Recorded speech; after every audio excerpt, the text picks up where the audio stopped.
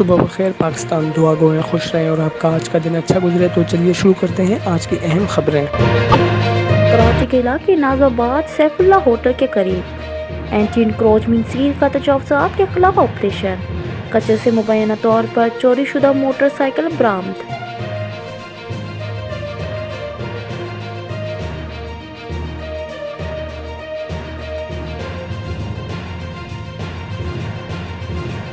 بلدیہ town 5.5 number ناجیہ مسجد کے چندہ بکس سے رات میں ہزاروں کی چوری ہوئی۔ جو بھی اس شخص کو جانتا ہو برائے کرم بلدیہ ٹاؤن پولیس اسٹیشن یا مسجد انتظامیہ سے رابطہ کریں۔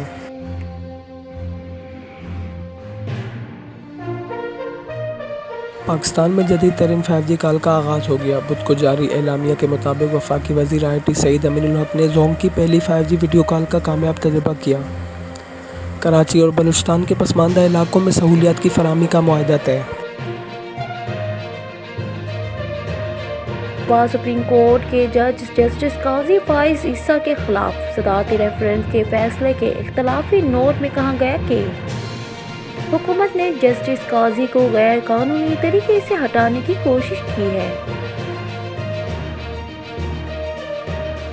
امریکہ میں احتجاج، صدر ڈونلڈ ٹرمپ کے حامیوں کے وائٹ ہاؤس کے باہر مظاہرے۔ لاس اینجلس، شمالی کیرولینا، پورٹلینڈ، اورگینو میں متعدد مقامات پر درجنوں اور کئی سینکڑوں کی تعداد میں مظاہرین نکلے ہیں۔